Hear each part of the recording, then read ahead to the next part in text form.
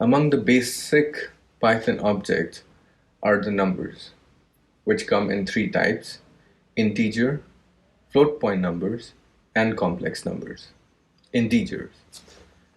Integers are whole numbers such as 72, negative 72, 29, 37, and 47, 29, blah blah blah.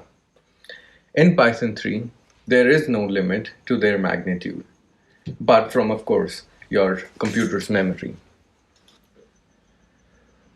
For clarity, it is possible to separate any pair of digits by an underscore character. For example, this can also be written as this. Floating point numbers. Floating point numbers are the representation of real numbers such as negative 0.36, 1.67 into 10 to the power 27, etc. They do not, in general, have the exact value of all the real numbers they represent, but are stored in binary to a certain precision. Because of this finite precision, floating point arithmetic is not exact, unlike the integer arithmetic, which is exact. But floating point arithmetic is good enough for most scientific applications. Any single number containing a period is considered by Python to specify a floating point number.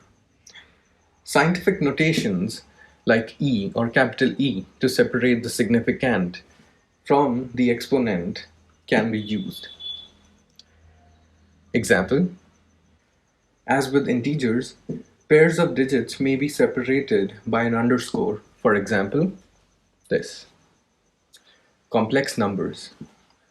Complex numbers, such as this, consist of a real and an imaginary part.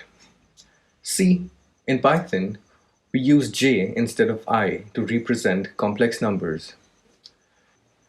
Now, in a complex number, each imaginary part and the real part is considered to be a float number, even when we define them without using a period or a decimal point. And hence, complex number arithmetic is not exact, just like floats.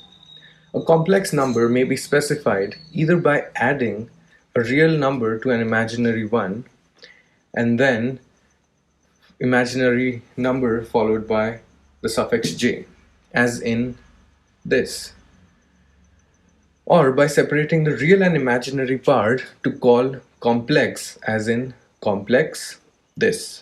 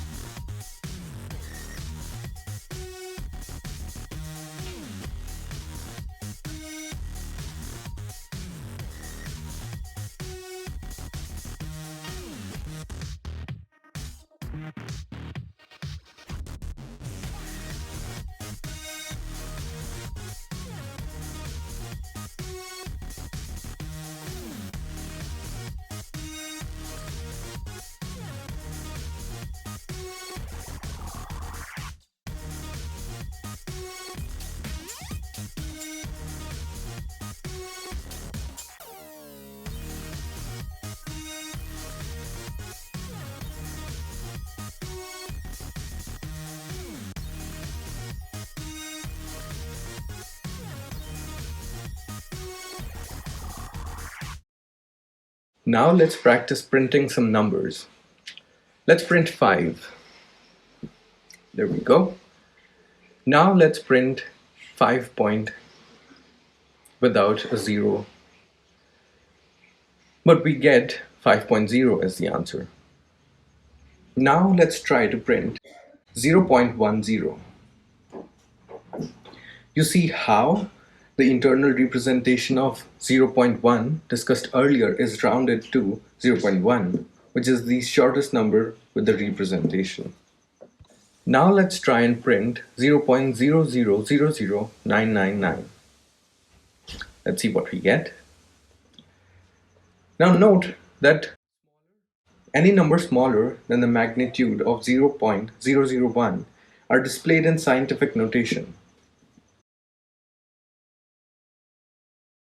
A number of one type can be created from a number of another type with the relevant constructor. For example, float 5 gives us 5.0. Int, which is short for integer in Python, int 6.7 gives us 6. Now, int 6.99 gives us 6. Note that a positive floating point number is rounded down in casting it into an integer. Now let's try complex 3 point without a 0 followed. We get 3.0j. I mean 3 plus 0j. Constructing a complex object from a float generates a complex number with the imaginary part equal to 0. Now let's try complex 0 point, comma, 37. We get 37j. To generate a pure imaginary number, you have to explicitly pass two numbers to complex with the first real part equal to 0.